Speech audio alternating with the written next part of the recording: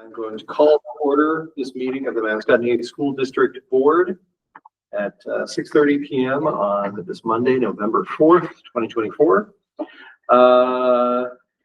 First up, any changes or additions to our agenda tonight? So just the January, considering changing the January 6th meeting. Oh, yeah. Where do we want to put that? We'll do that by setting the next agenda. Okay. I'll just have that as a subset of it.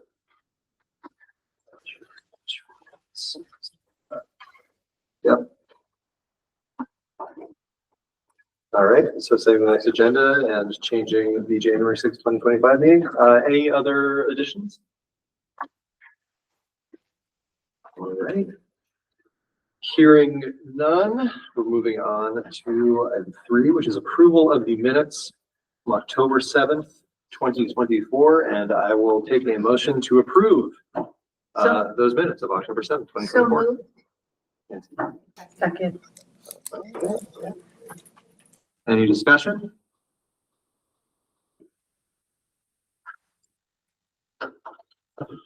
All right, hearing none, I will take a roll call vote to approve the minutes from our last meeting, starting on line with Amy. Aye. Elizabeth? And Elizabeth, you can just raise your hand if you're not able to talk. Aye. Thanks, Elizabeth. Nancy? Aye. Megan? Aye. And I'm an aye. So the motion passes. They're adopted. All right. So item number 4, public comment on any non-agenda items or any community announcements. Do you want to make the announcement? Usually Bill steals my thunder. He's not here. So this weekend we had a kind of a historic day. So the field hockey went out to Burlington and played the state championship, and soccer played the state championship in Rutland. And both ladies teams won, and it's the first time in the history of Windsor that a soccer team has won the state championship. Awesome. That was awesome. It was great. Yeah. Christine's line checked it all over the state. Were you at both places? Yeah. I wondered. We were. Couldn't miss it. It was great. It was great. The parades were great, and And the kid energy. the was wild great. part to me about the parades is all the people who come out who like have zero connection to high school, right? So they live here, Yeah. but they lined it. And I also liked people like coming out of the Georgetown Tavern. When the parade was like 9:30. Solid. They're very excited. I feel like there's a lot of alumni who just like to watch and maybe don't have family in the school now, but Yeah, connected. there's so many people out Yeah. and so many lights flashing on and off. It's amazing. It really is. Yeah, it's one of those My things. brother happened to be in town this weekend. He had never experienced a parade, and then he got 2. And he said the first one was frightening, so I forgot to give him a heads up. Yeah. But he was a pro, but the second one was both. Oh, that's great. No, it's one of the good things about living in a small town is, everybody turns out for that kind of stuff, Yeah, that's cool. It's Yeah, very cool. it's very cool. All right. It would have been fun to have them come to West Windsor, but I think they would have terrified everyone because they wouldn't have any idea what that No, was. I realized, that I'm not from Windsor, but I realized in the car, like, my kids are Windsor through and through because we're driving through Woodstock. And they're like, no, our town's even better for parades. Like, where did they get picked up in Woodstock? What did they go around? Like, we have an exit and a mile square. I'm like, okay. That's great. Respect. All right. Any other announcements or public comment? No, I didn't do my usual statement, but there are very few people online, so I don't imagine there is any. All right. So hearing none, we will move on to the administrative reports. I'll turn it over to Christine. Who would like to go first? Yeah. What, Kate, you want to? Do you want me to share this with everyone? You want to Or do give it? them a heart? You can share it, then you can go through it. Okay. And then, since Annie's sick, you might have to exit yourself. I'll go first. The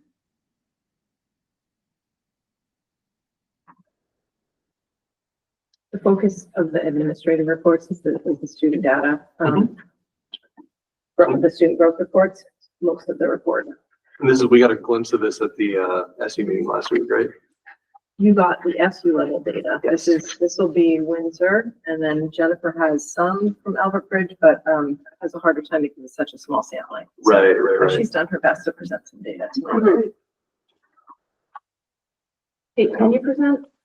Is it allowing you? It should. No, I can't present. I shared it with these people personally. Oh, I'm sorry. Okay, I will I share. can't. I'll put it on the screen then. Yeah, I'll put it on the screen. Yeah, 1 second. Insert. Go.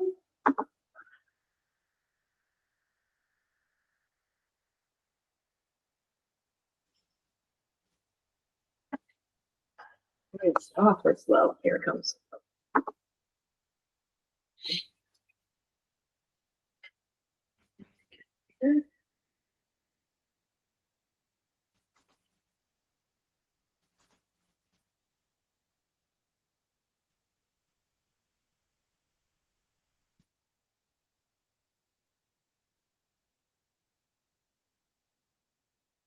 Okay.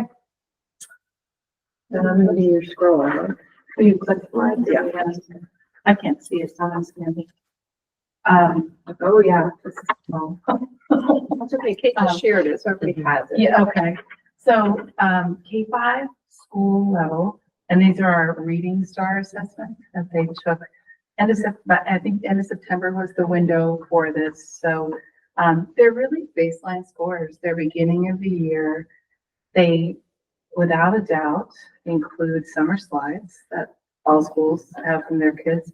When we look at these, the blue and the green are kids who meet or exceed the standard. So the blue would be meets the standard and the green is exceeding. And then I always think when I look at the yellow, those are our intervention kids. They're the ones who are sitting right there, right, just below meeting, hopefully just below meeting the standard. So many of our intervention students who work with our interventionists come from the yellow groups that are there. So for the K-5 staff, 26, 36, 42, only 42% of our kids are meeting the standard in reading on a K-5 level. So this is when we put all K-5 together. And kindergarten actually doesn't take the test. So this is actually a 1-5 level. And then if you go to the next one, Christine, this is when we break it down by grade level. So you start to look at cohorts and where do the cohorts, you still like, this is and it starts in second, right? So this is our second grade. Our first grade group took the early literacy, the literacy assessment for first grade. They need to be able to read to take the test. And many of the students can't read enough to take the test. So they've taken the early literacy one, which you'll see in here. So this is second, third, fourth, and fifth. You can see how in fourth and fifth grade, we have a much higher percentage. So when you look at that whole school, I mean, I think we want to see growth from second to third to fourth to fifth. So seeing the higher percentages, and these are reported out in percentages here.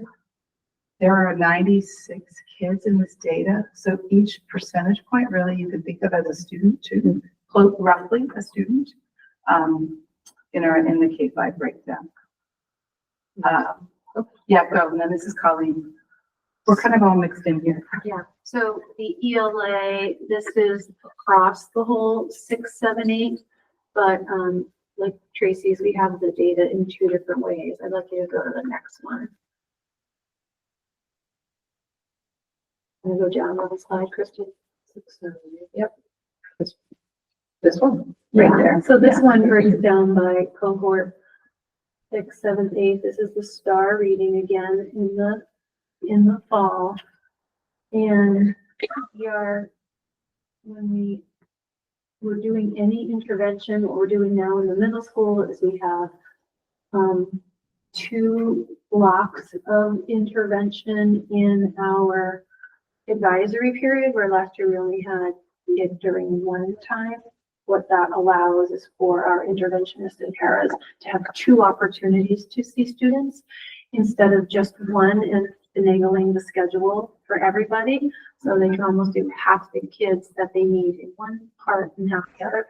And then we have 3 periods in the afternoon for everyone for intervention. And we've added, with our middle school for ELA, we have the support of 4 paraprofessionals who are helping in the classrooms with our ELA supports.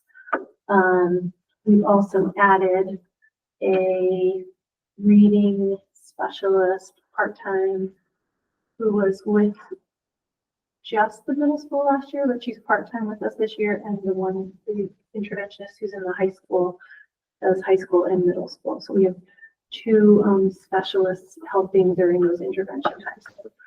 But this is when we're working with our students, we're always trying to push the needle so that every one of those colors bumps up just a little bit to the next one.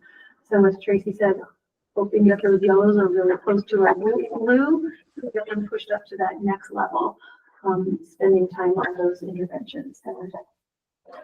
Is this the first time they took this? This fall, this is this year's first one. Yeah, it's gonna be really interesting to see as the years go by. Yeah, we'll have a good comparison after the winter one, so we can see a fall to winter comparison.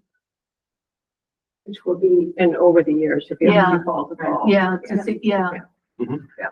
And so we know whether that 8th grade was just an incredible 8th grade or they had grown that much. Well, Christine and I were talking about this before, and I think that all the grade pockets are just proof that kids don't learn linear, right? So that's kind of why in some grade levels, they're either kind of stagnant and then they make a big jump, like it looks like there's a big jump in the 8th grade. Yeah. I think it's just the learning process. Okay. It's up. So this, if you can go to the next one, I think. yeah, it shows just Yeah. a full, and then if. So we only, It's easier to see, I think. Take it at 9 and 10, our juniors take PSATs.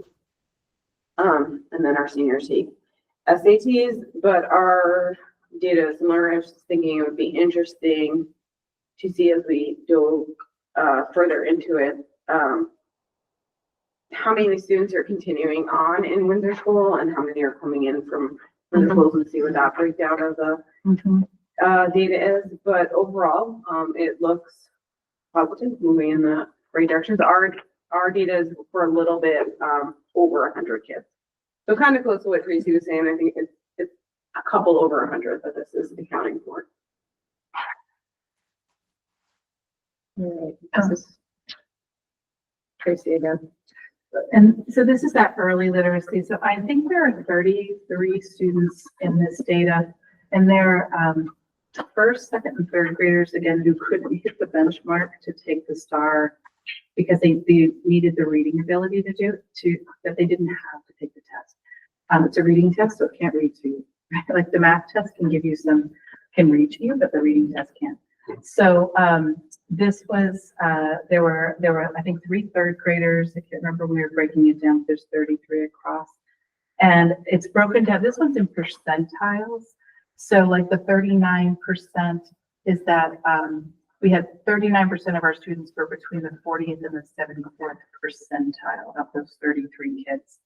We want to see most of them in the upper percentiles. First graders, this would be a normal test. I think it's important to remember that some of these are our second and third graders that are taking a lower test and still potentially scoring, possibly in the need for intervention. They probably already are in intervention. They also could be potentially some of our special ed students. But again, that's when we can track. These students may change. That's what's different about this data is they may change. Some of them may fall off and actually be able to take the STAR for their grade level, and hopefully that would be progress if they could do that. But right now they can't. And then these are repetitive. These are what we showed you before, the second and the third and the fourth grade together. So that's actually a repeat, just a bigger version that I think you have now, and you can look at if you wanted to look at cohorts. But Pulled out. yeah, we can skip second, third, fourth instead. Yeah, and it's the same for the 6, 7, 8. The next 3 slides are the same slide we just looked at. It's just pulled out just to see it. And it's 56% that are meeting the benchmark for the 6th grade, and then 58 for the 7th grade, and then there's that jump for the 8th grade, which is 75%. Awesome. That's great. And it's Kate, pulled out. Same thing, Same pulled out data. data, yeah. Pulled out by cohort just to emphasize. And then we go to the math. I don't- Just go males versus females. We go we Oh, go right. male to female, so, Angie had asked for, males versus females, right? To see where, those percentages lie, so this is still star reading by gender. The, first graph are females, and the right-hand side are male students. Interesting, that's interesting.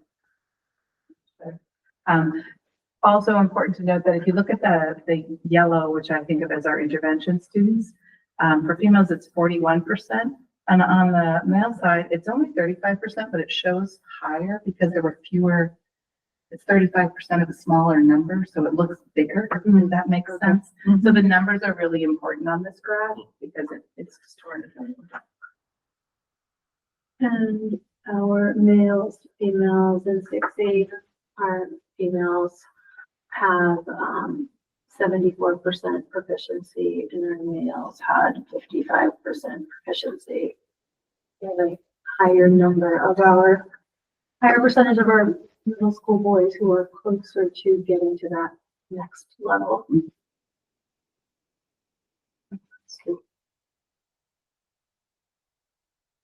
High school, females versus males actually shocked me about how nearly identical. Yeah. It was, I didn't anticipate, I don't know what I anticipated, but not that. I do know that. I didn't make- Elementary, it was the girls have the higher reading, and in middle school, No, the males boys, were- the boys, males and had middle higher. school girls, and then high school. It just evened evens out. out. Very odd, very odd. That one will be interesting to track, look at that class as they go through. And then the same type of information on our math. This is K5 as a school, and we've got work to do in math. It's why it's our focus. I'll add these quickly, but I think is that 15 and 13? 18 and 13. Anyway, we have 68% that are not meeting the standard, and 37% that are significantly below the standard. So that's our goal this year that we're working on. And for me, that's making sure we're sticking to programs, right? That we have consistency of instruction and best practices, and that we're allocating enough time to close some of these gaps, that making sure our math lessons are long enough to begin to address some of these deficits. And then again, this is by grade level. It doesn't surprise me in first grade, right? Because coming in, I think this is a place where we can also often see the most growth, right? When they really start to grab a hold of numbers and develop some of that understanding. And you do, it is our second year. Am I correct in saying that? This is our second year of implementing Eureka Squared. The second Second year, yes. We've had Eureka. before Eureka that, Squared, yeah. Second year of Eureka Square. And the teachers share that there are differences between Eureka and Eureka Squared, and getting used to those, but yeah, we've got a lot of work to do in that. When we look at it through 6-8, we've got 29% in our red that we are working toward with our math intervention. We have a focus on the math this year. We have our 6th through 10th grade team of math teachers meeting monthly to work through sequence, scope, how to navigate the Eureka Squared, how to make the lessons really come to life for the kids, because it's very scripted. One of the things we're doing 6 through 10 is a regular review so that it's not like we're doing ratios in September. We never look at ratios again. We're doing spiral reviewing where they're practicing a bell ringer activity every day to keep skills in their forefront. And it's taking a while to get in the rhythm, but we're starting to see results. It's just the seeing it every day that is starting to help make it feel second nature. We also have the opportunity to have a high school teacher doing some intervention and MTSS coordinator helping with coaching and intervention, also in supporting our math teachers. So those are all good pieces. And again, when I said we have 2 periods during our advisory block for study support, we also have 3 periods a week where 2 of the periods are for math and 1 of them is for ELA. And then this is the groups broken out. Our 7th grade is very different from the other. That kind of stands out a little bit. I'm not sure what that piece was, but it was definitely Does the standing out teachers, 53% at our. do the teachers see all these graphs? Oh yeah. Oh, good. Yep, and when they get the STAR data, they will even get some like specific areas where the students can have more focus. So that's what we are working on. And when we met on Friday during our in-service day, we even had in our middle school, we have all the middle school math teachers meeting. So some of the brand new teachers were getting to meet with the veteran teacher and kind of talking about how to work through the Eureka Squared and help students get to all the pieces and trying to stay in the scope and sequence without going through every single problem so that it didn't become far too dry in the scripted piece. So we're leaning on each other to support the math teachers. We don't have the 9-10 data because the test doesn't match up with our sequence of courses. So it'd be useless data test. But in the spring, we're going to give all 10th graders the PSATs, the spring PSATs, and the 9th graders should all then have enough algebra to be able to take the STAR test. So that's our plan. This is just a grade. Yeah, that's just a breakout. I think Scroll through The those. same just larger graphs, if you want to just look at them. larger, yeah.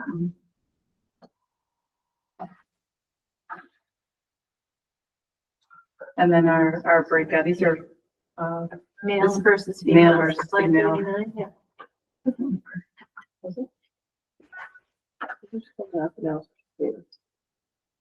That's just. that's math by grade. Yeah, Yeah, I think that should that's say math by what's grade. next on the click? There it is. Oh, no, yeah. Yeah, Yeah. females on the left, But it's 6 males through on the 8. right. It looks like They K through skipped 5 the- isn't in there. Skip the elementary one. You can get that too. That's, This is middle school. Middle school math, 6 through 8. Hmm. So we have, our females with the 47% proficiency and our males with 42% proficiency. And What's wild to me about that data is that the males on the bookends are the highest. So like they're showing the most success, but also showing the most failure. That's weird to me.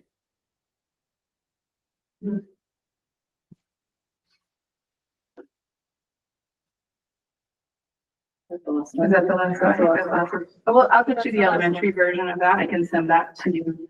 Send it over to, and I think, Amber Bennett and Bridget Farrell were huge today and pulling all this data. They were so helpful. So just thank you to them for helping us pull this report to them. yes, We'll be able to see it next time with, some comparison. Yes. Fall to winter. Yeah, I'll be interested to see what Yeah. comparables to see, because it, it sounds like there's a targeted intervention plan for these areas where we need to grow a little bit. So yeah, it'd be good now that we're kind of set on STAR and this kind of reporting to be able to see what that growth over time looks like. And Yeah, we can add in too, I don't think Bridget and Amber have access to, like Angie presented, IEPs versus non-IEPs and, free and reduced Oh, and yeah. non-free reduced. So we'll add that next time as well. yeah, seeing, cutting the data up a little bit more might be interesting too, just to see. Right, Yeah. Yeah. Oh, you don't need that. We were trying to pull Okay. it together today. So, okay, so I'll make sure you get access to that. No, we don't. Because that's important. That's where the gaps are really. Yep. Okay. So you need access to that. Mhm. Okay. All right, so I will stop presenting this. And then Jennifer, I will present your.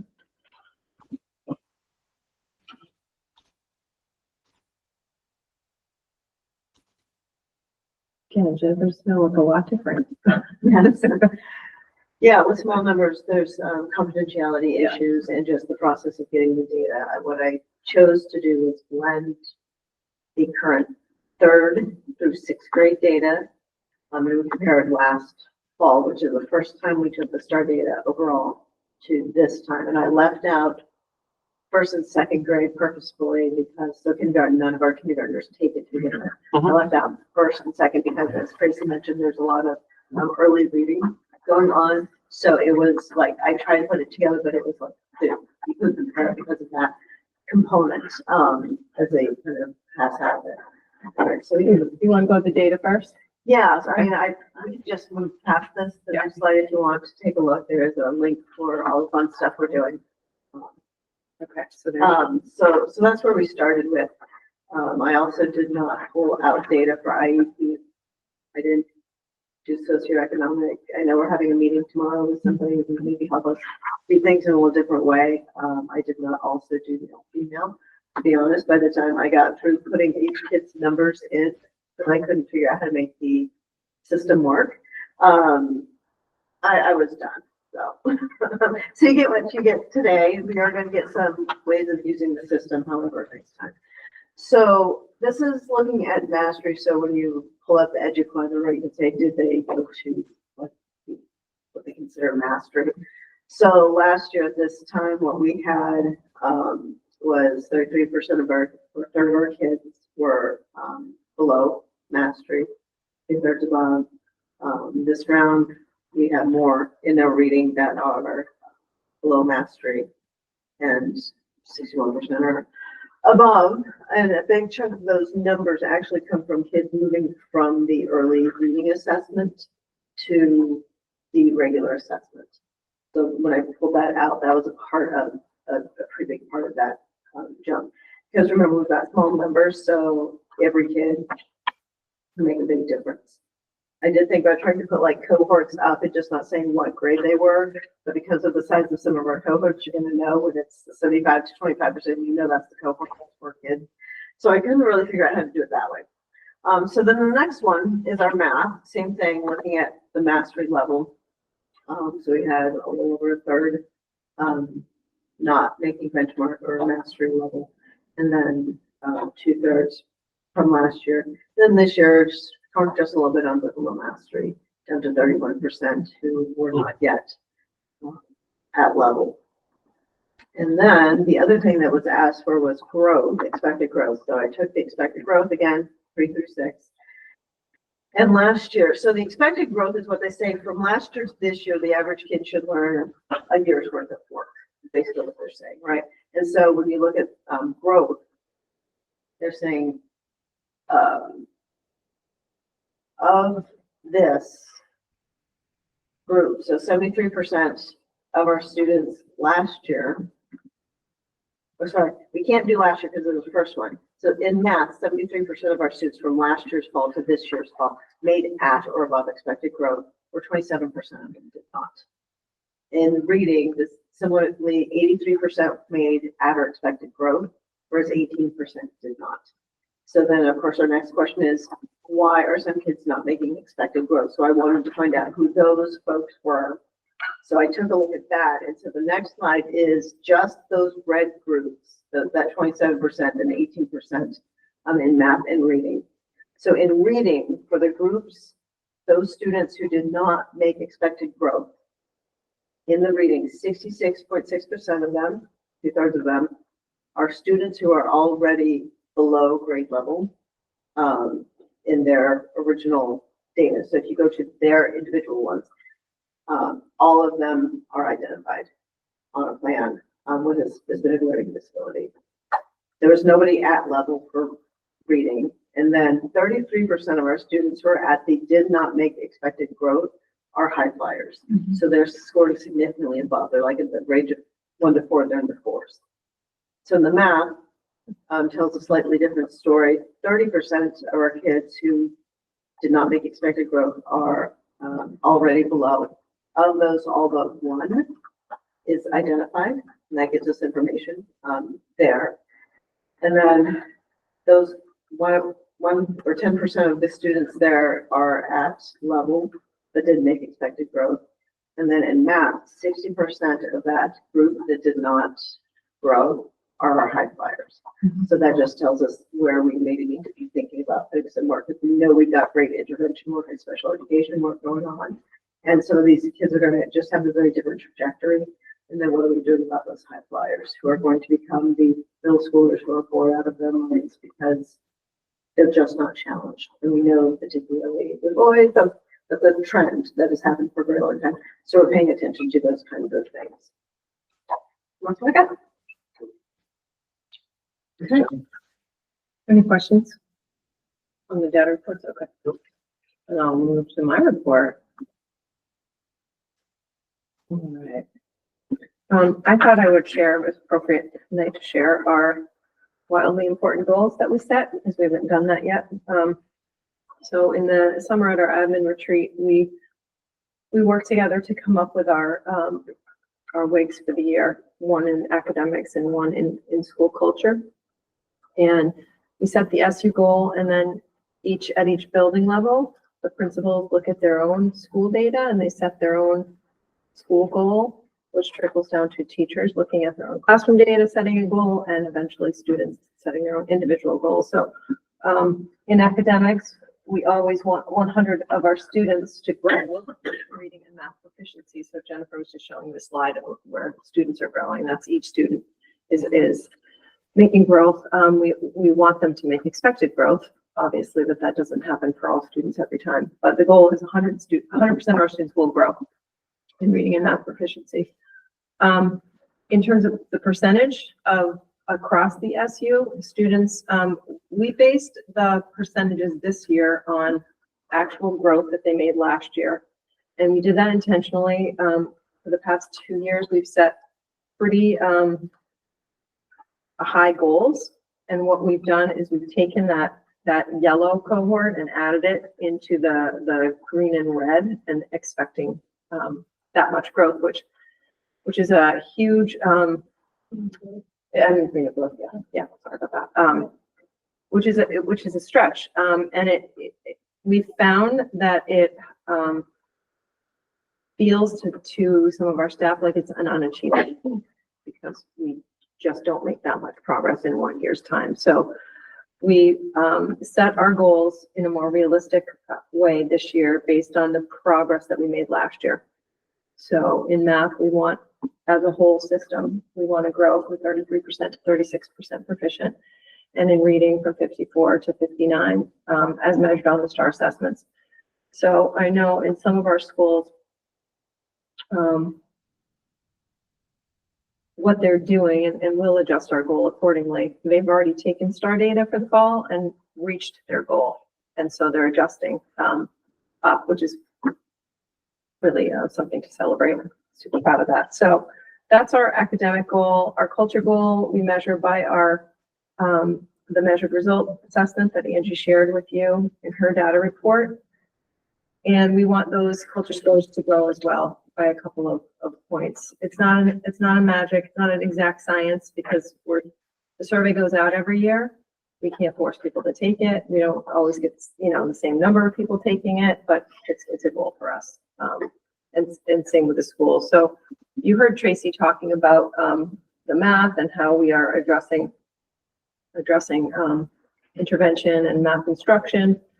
We're also addressing that in reading as well, but our focus has been more math. And we decided as an administrative team, one of the things that we were going to do this year to really work on universal instruction is to focus on productive discourse, which I've defined on the slide. It is communication of ideas where there's an interaction between students' own thoughts and ideas and the consideration and examination of the ideas of others to make meaning and grow collective knowledge. So it's really about putting students in the driver's seat, sharing their work, talking about how they are problem solving, doing the math, talking to each other about it.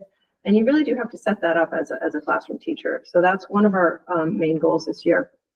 We go into classrooms, we share this with staff, and we actually, as an administrative team, came up with some criteria what that would look like in a classroom if you walked in. We had our instructional coaches work with the team to kind of refine that list, and we have a form that we fill out when we go in, and we all have goals to get into classrooms, myself included, and collect some data around this.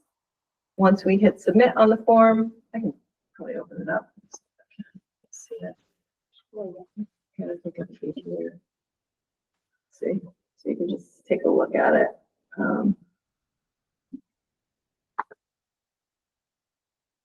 So it, you know, grade level, the teacher, which teacher we're looking at. So their categories: prepare for productive discourse. What might we see? Facilitate active communication. Guide learning with clear objectives. Adapt to student needs. Encourage collaboration and flexibility, and then we can add comments and even pictures. And when we hit submit, the teacher gets the form immediately, and we're calling them glow tours because we want to really shine a light on what they're doing really well and give them some positive feedback. We'll look at the data in December as a whole administrative team and just see, okay, where do we need to provide some professional development to help our universal instruction grow. So I thought it was important for you to hear that tonight. Let's see if I can get back to where I was.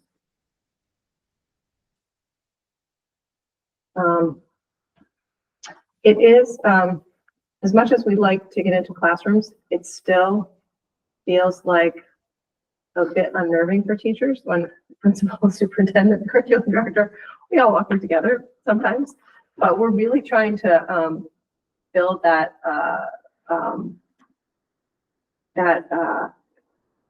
culture of continuous improvement. We're all in this together. We're working to support each other. It's, you know, we want to be in your room to see the amazing things you're doing.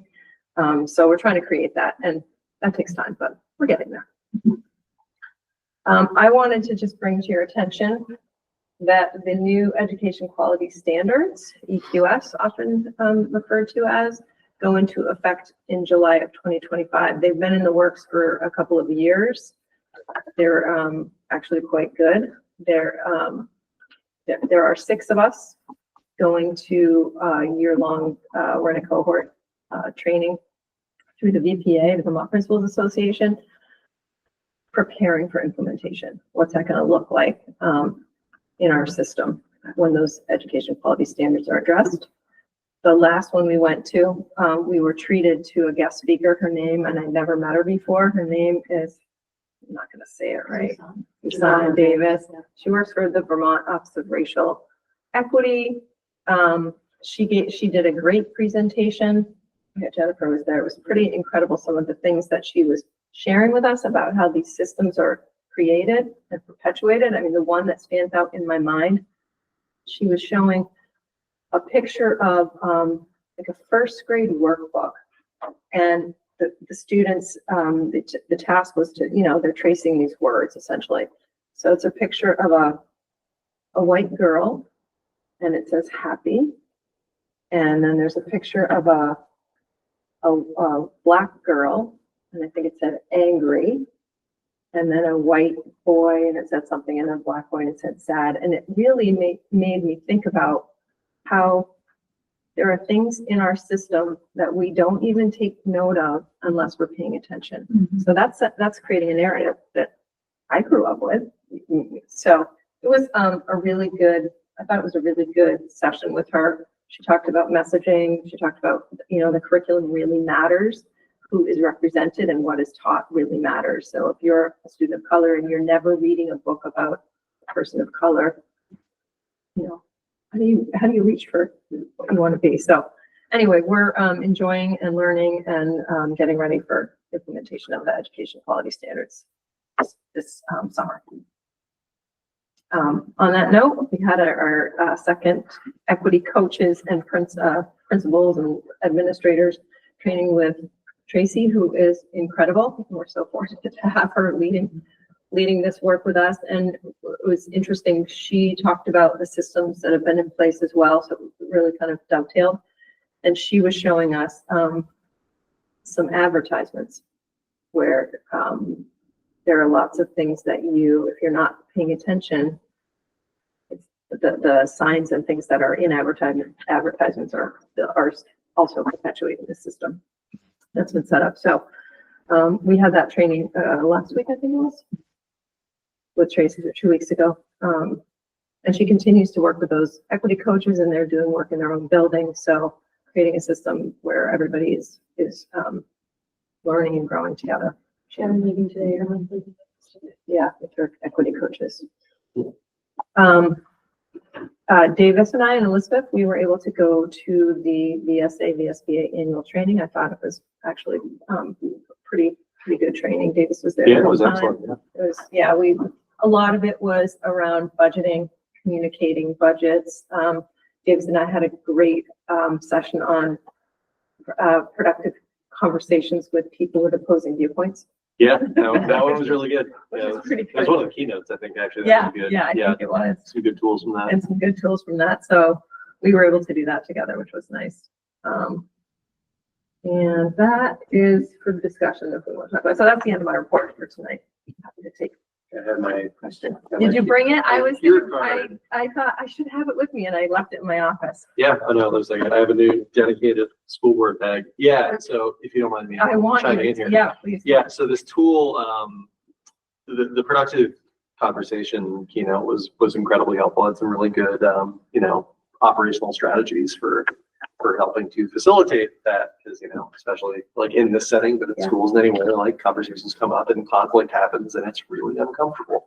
And as much as we would all like to avoid conflict at all costs, if you do that, it often makes things worse. So this really great acronym that the speaker had us do was HEAR, just practicing conversational receptiveness. So HEAR, HEAR, H is hedge your claims. So phrases like, I think it's possible that, or this might happen because some people tend to think. E, emphasize agreement. I think that we both I agree with some of what you're saying. We both are concerned with. A is acknowledge other perspectives. So I understand that. I see your point. What I think you were saying is, and then R is reframe for the positive. I think it's great when, I really appreciate when, it would be so wonderful if.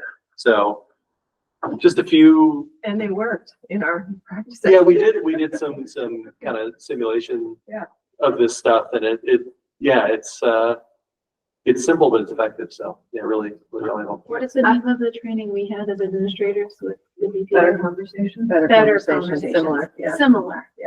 Yeah, and this group is called Disagreeing Better. Yeah. So similar. I don't know where I heard this or read this, but somebody said that they used, you may be right, and left it at that, because then you're not arguing, right? And you may be right, or you may be wrong. Right. Doesn't mean you agree. Yeah. Yeah. Mhm. No, it was a great. I mean, this was one easy takeaway, but I mean that was, I think, one of the better sessions. Yeah, that we I had. agree. Yeah, really But it was useful. good. So, all right, and back over to you, Davis. All right, thank you, administrators and Christine. So we are on to item 6, which is our items for discussion, followed by motions if needed. And we're going to start with community outreach engagement. I can speak to that. So it's going to be a little longer than I had hoped, but I was able to make a grid of some events that are happening You were amazing. Everybody has signed on to at least some of them. I may engage you all again, scheduling, so this is all stuff we can do online. So my plan between now and the next meeting is to start breaking down what subjects we're going to cover during that. We might only get a couple where we can really engage people on budget or hear from people on budget, because again, the purpose of these is not for us to be standing up on stage and delivering information, but I really want to make sure we're getting out there and just hearing from people and letting them sort of lead some dialogue with us in these spaces. But with the budget book coming out now and all that kind of stuff, I'll reach out to Larry and just see if I can work with him to get like a one sheet. I think having some small amount of handout information for these would be good. Even if it's just one or two of us, just having a handful of them to, if you want to take them, get some information, but keep it again pretty light on what we're giving out versus what we're hearing from folks. Because I think that's something that, with not as much attendance in spaces like this, a lot of people can see and hear this stuff from us, but we don't really get a lot of that feedback. Yeah, that is underway. And yeah, I don't know if you all had any feedback or thoughts on that, but I think we're moving forward. I had a hard time finding where things were to say okay. It was just. Oh, is the layout a little weird? Yeah, because I think my name the name of the activity was way over here, and maybe it's because I have such a small screen. What line am I on? And so I don't know. It was just. You could freeze it if you know how to do that. Yeah, no, I should do that. I can make some adjustments to it.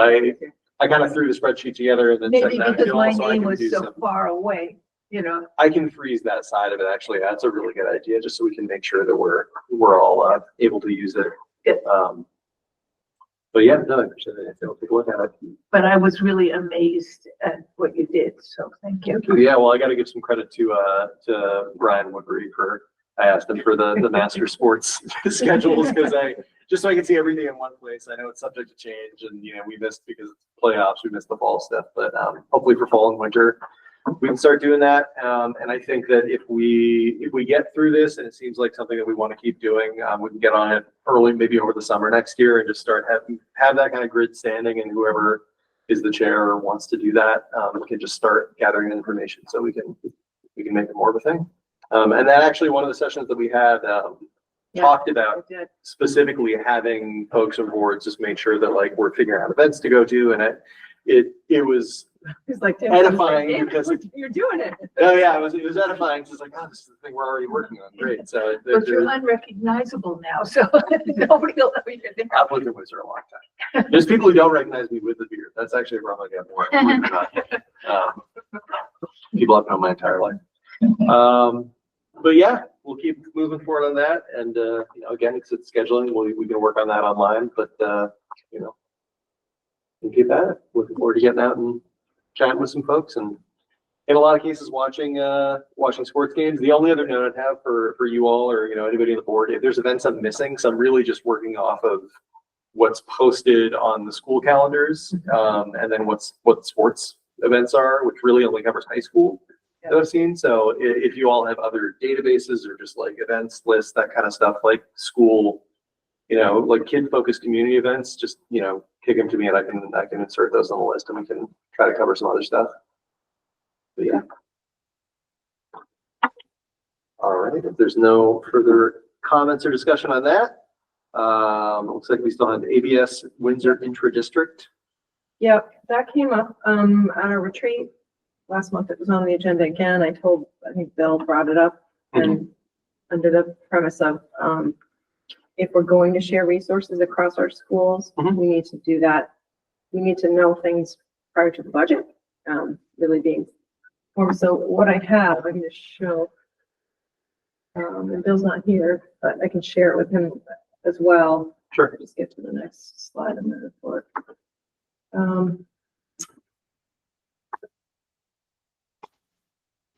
So this is just in a nutshell what we have for class size numbers for next year, and kindergarten is based on Act 166, who we have in our system right now. So that number is not set in stone by any means, of course. But that's how we kind of run our predictions So, those are the numbers. The one Windsor is, a student who is enacting intra-district choice, so it's a Windsor student who's going to ABS, which we have. So Next some year of we'll those have numbers four, are all five, six of them, different. right? Currently we have 9, next year we'll have 7. So next year We're we'll missing have a first grader, Okay, a second grader, 4 fourth graders, and 1 sixth grader. so missing one first grader up there. Okay. So those are the numbers. Do we see the trend of folks making intra-district choice going from Windsor to ABS? Has that been growing over the last couple of years? I think you said we have one, right? One currently that from ABS. We have 1 currently from ABS over here and 9 of Windsor over there. And I think the first year we got it out well, maybe. And so we got quite a bit that first year. Mhm. I'm not sure we've done such a good job in the last couple of years getting it out to our communities. So we have to just be more specific about making sure we can. Awesome. That's in what month do you do that, Jennifer? So we try and send it out in January. And then we try and have final answers and information into us by April 1st. So I don't know if the board has, I mean, these are the numbers. Mhm. Do you have thoughts? I think my only question would have been how we're getting the word out about it. And Jen, it seems like you acknowledge that there could be a little bit more done. So, I guess, yeah, we'll see. At the end of the day, as much outreach as you can do, it depends on parents wanting to bring the students to West Windsor from Windsor or vice versa. So, Yeah. And I'll work with Tracy about how we might want to communicate that. Yep. out as a community. I think Bill's, question was, are there any places where sharing of resources makes sense? Right, based on the right, numbers? And I'm gonna leave that to what you all think. You speak a little bit, well, we don't have to right now. Don't mean to put people on the spot, but I know right now there is sharing of resources for 6th grade. The 6th graders do come over. And how is that been going? Sure, so they come over currently for 2 days a week in the afternoon, the very last period, which 3 days a week they have kind of win time where they're doing academic intervention, and the other 2 days is clubs. Right now it seems like they're enjoying getting to know other people here, and I think that's creating less anxiety. I think it's tamping down the anxieties of I've got to go to a big school next year, although when it's relatively speaking, but so I think that part is going well. They're this week, I think, choosing new ones and starting a new round. Yep. Being Second able quarter to starts do today, so they have new clubs starting tomorrow. I think that's what a lot of people are choosing the cooking role. Yeah. So the new rotation of clubs, and they get to come over with their support person from Elderbridge, so the consistency of visiting every week and having it on their schedule does help acclimate them to who the teachers are, who they'll have next year, and the peers. And then we're thinking about the next semester, maybe backing it off into bringing them up for the last 2 periods, where they do specials, followed by the passion period and the time. And so we're trying to figure out if that makes sense. So this year we've got 4 kids.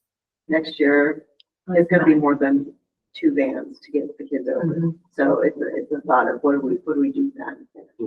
And then what's the value added for what we can and can't provide for middle school level stuff that they already get. That becomes kind of the next discussion point. Yeah, I was just thinking about how some of the kids do like one semester they do theater, maybe one semester they do band, and like maybe half of the students would choose one for one semester and half would choose the other semester, but that would help alleviate the more than one band, but it also makes it awkward for if they're not here, where they're just half of them doing without that elective. So yeah, I mean, I know for the second semester, the kids are interested, I think, in the theater So that's a semester long course, so like the second half of the year, they're excited about that. We're trying to get those four to all do theater, each with their own slant. So one is particularly a tech person, so there's tons of tech work being done there. One's more into maybe like script writing and that kind of stuff, so maybe they definitely do it. So trying to fit out who they are, so because they're expressing anxiety about going into all these other classes alone, essentially. They don't want to be in a class alone. So that was kind of our collaborative problem solving. How do we make sure you guys do it together? So we're looking at theater and how to get go over all together in theater, but have their own kind of ways of interacting. And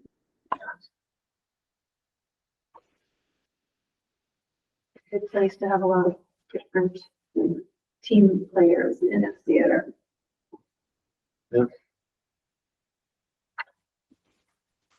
Any other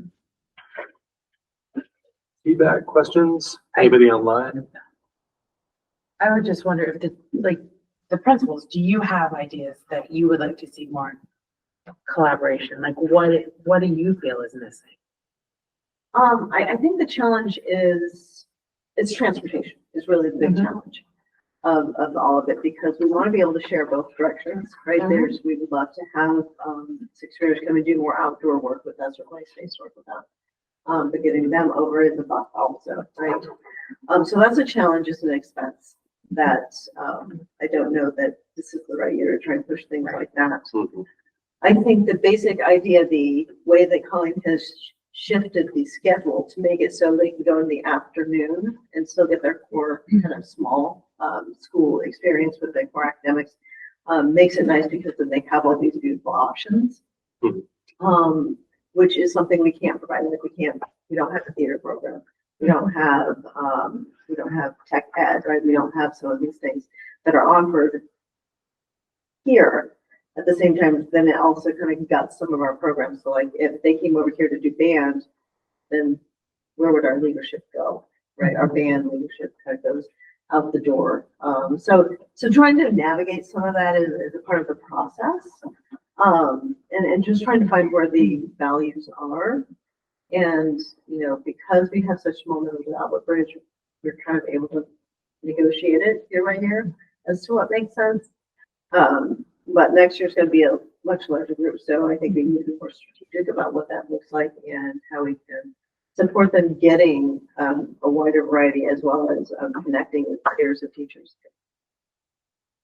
Yeah, and I think there's some creative problem solving that happen.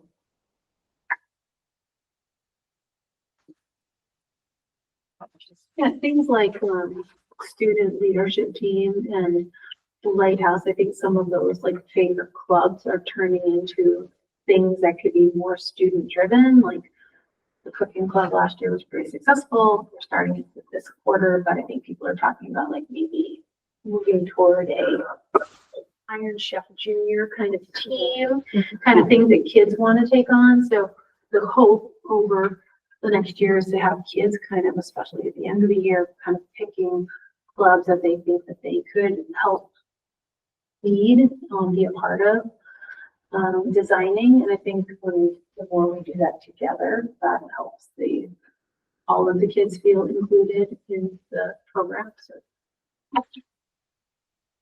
I think being with theater is a great place. We've got a teacher who is very open to differentiating her teaching for the writers, the actors, the tech people. So good place to start. All right.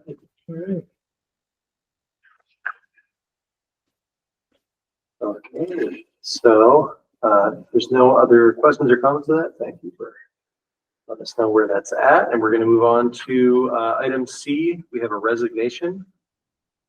We do. We have a staff member, you all got the resignation. Yeah. So we're just gonna not talk about who it is, but we have a staff member who needs to resign due to a medical issue. Is very sad that he won't be able to finish the year, but needs to work on his health. So we're looking for an action from the board. I guess an acceptance of his resignation. Yeah. I think my only procedural question here is that can we accept a resignation without identifying the staff member? you want to do this? We still have to vote out of it though. It's still a little bit. It's a great question. It is, of course, I don't know the actual answer. I think. Is this something we might just want We can table it. to table, and then if we need Find to out. do like a quick, like either wait a month or do a quick special meeting just to do it. I just want to make sure we're doing this right. Yeah. I know there's, I don't want to. Yeah, and I will say that Tracy is mostly impacted elementary. And then you've worked with the other teachers. Harlene to and help the teachers and figure it out. we have the schedules covered in a really great way, and yeah, I think it's across the school.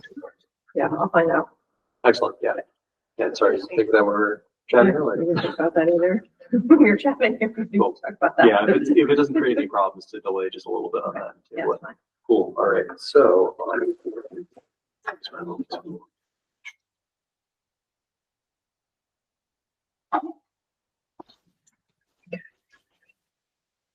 Oh, does it say it on your? Yeah. sheet? So, yeah, we actually need to move that. So I move to table this resignation. Yeah. Or I will take a motion to table this resignation. So moved. Second. All right. And we gotta do a quick vote on that. So we'll start online. Elizabeth,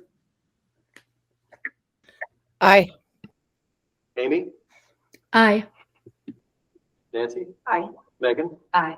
and I'm an aye as well. So we are tabling that until, Yep, we'll find out. yeah, until Christine gets some more information. Thanks for doing that. Yep.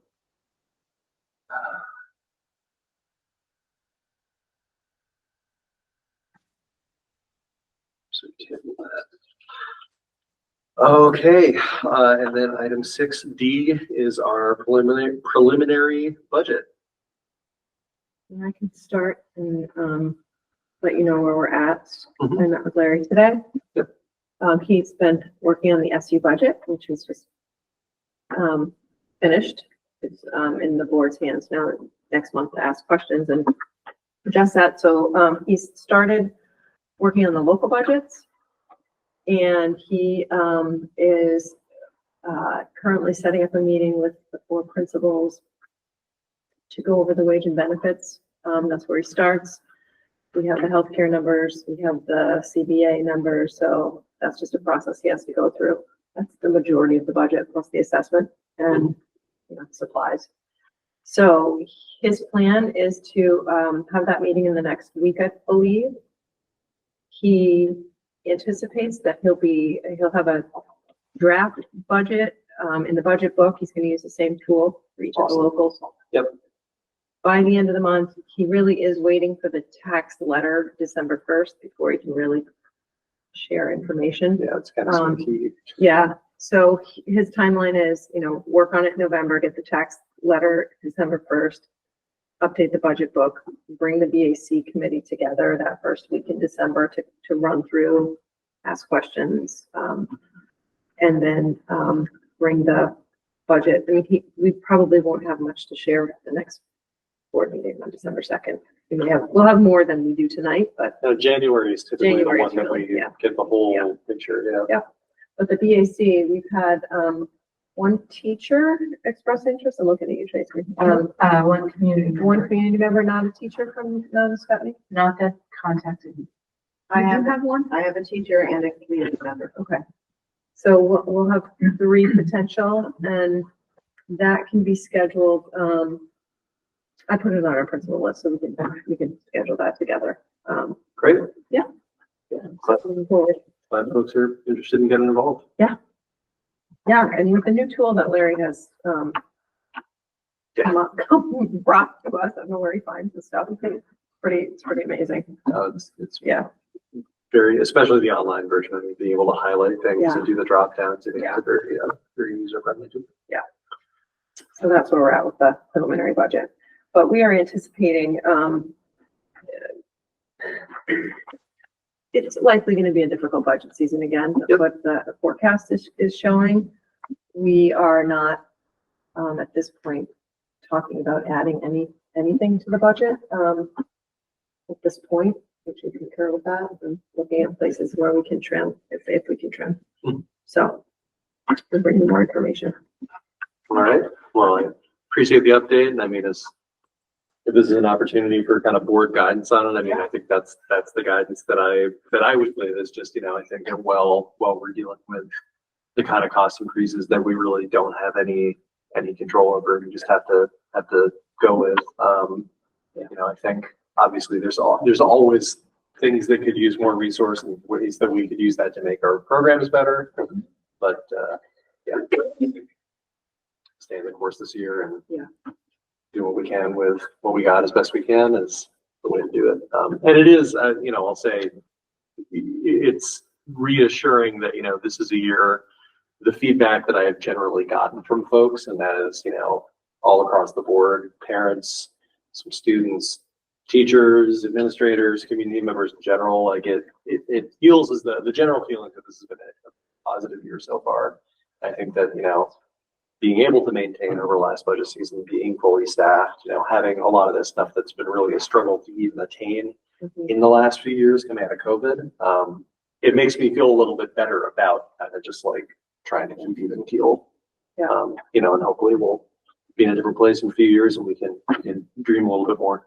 Yeah. I have shared with Davis today. I've been trying to listen to the future of public education sessions. And they are tasked with bringing short-term cost-cutting measures to the legislature in December. So the meeting today was all about that. They recognize it's going to be hard to put things in place for this year as we're in the middle of our budgets, but they did have some ideas. I wasn't able to hear all the whole meeting, but what I did hear is, you know, being very clear about what's coming out of the ed fund. There were questions about what is coming out of the ed fund. Is it just supporting education or is it supporting other things? There were a couple others, but they're not coming to my mind right now, but we'll hear. There'll be a letter released with their recommendations to the legislature. One of them was second homeowners, I think. Talk of, and Elizabeth probably knows more. She raised her hand. Yeah. Yep. Yeah, Elizabeth. Hi, I was on that meeting, all 4 hours of it today. And one of the problems is that Zoe Saunders has not come up with any of the data whatsoever that was requested of her so that they can base their decisions on accurate data. And she does not expect to have it at their next meeting in 2 weeks. And so the Finance Committee is not going to be able to make any significant short-term recommendations, which is extremely, extremely disappointing. But one thing which does not affect our district, but does affect our supervisory union, is that Peter Conlin, the chair of House Education, said that one of the suggestions that was made during the last meeting, which was to limit the amount of tuition, I guess it does actually impact our district, to limit the amount that a public school can charge for tuition, because we currently have a system that allows for charging anything. So I think that we set our tuition in Windsor at the same rate as the private schools or thereabouts. We won't be losing terribly much, but it should really significantly help Wethersfield and Heartland. And the other thing that he said, which is, I mean, just as a tail end, was that all of the changes that they do make, that they do agree upon for the short term, will be run through the House, through the legislature, but they will be effective immediately and not as of July 1st, as they traditionally are. Oh, good. All right. Thanks, Elizabeth.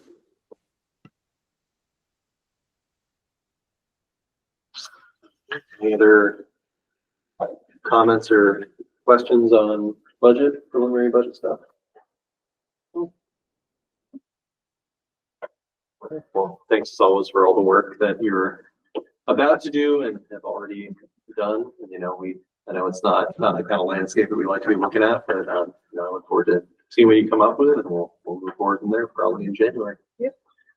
And I think that's a good segue to item number 7, which is setting the next agenda, and also looking another meeting ahead at our January meeting, because I think there's a conflict that we need to move it around a little bit.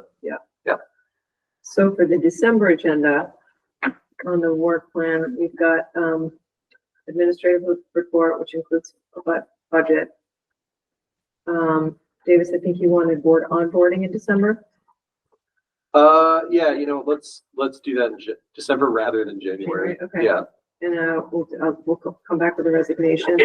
And we have on here, so since Jen for the student presentation, ABS, is that be okay for December? They'll probably do it like a video for it, that comes online because it's for Yeah. We try to leave December, January, agendas light because we're having a fit, so, but if you want other things on there. Yeah, nothing else is coming to mind, so I'll let you know when the next one. Things come up. Awesome. All right, and then briefly, just and again, this is scheduling, so we don't need to figure everything out right now, but just to add a we do have a conflict. I think it's Larry has a conflict. Conflict for the January 6th meeting. Yeah. There's no school that day, right? It's January Correct. 6th. There's no school that day. It's an in-service for students. And since it's January and it's budget presentation, You need Larry. we really need Larry to be there. Larry there. How, just in a general sense, how are folks with other days that week? My challenge is that I would just say kick it out 1 week, but then I'll be out of town at a conference and maybe like in the air. Just Heartland has their board meeting on the 7th. Okay. So Larry will be, and I will be busy that night. Is there any, as a starting point, do we want to look at maybe the 8th or the 9th? Is anything popping up for folks? Just pop your head. That might be a problem on a Wednesday or Thursday. I have another meeting on Wednesday. Okay. Let's start with, let's just start looking at the 9th. The 9th, okay. Cool. I have that. You want me to send out a doodle or something? Yeah, actually, if you want to send out a doodle, and maybe we'll look at The 9th. the 9th and the 10th, and then maybe the next Wednesday through Friday. I don't want to get too far into January. I think. So you're gone the 13th and 14th? Yeah, I think I'm coming back on the 14th. It's the 15th. I think I'll be back by Wednesday night, unless I get. How do people feel about a board meeting on Friday night? I think you know. I just wanted to make sure. I just figure that out. Thursday night. Thursday night. Yeah, maybe let's just look at those 2 Thursdays.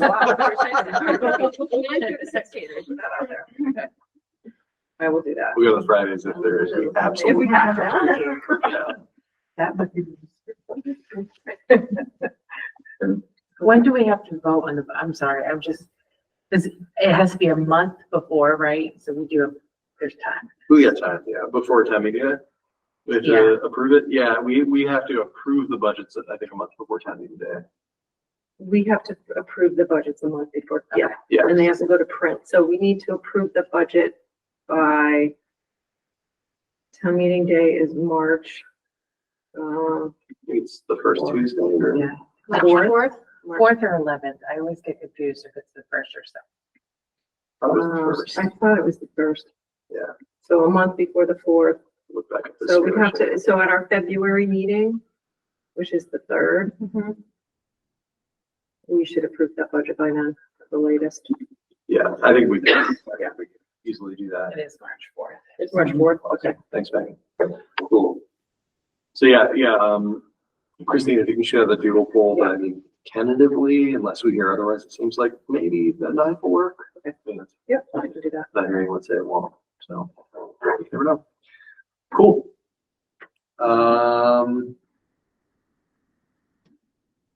All right. Is there any need for an executive session tonight? Nope. Okay. In that case, I will take a motion to adjourn. Someone. Second. All right. Any discussion? No? I'll take a voice vote on that. All those in favor of adjourning this meeting, please indicate by saying aye.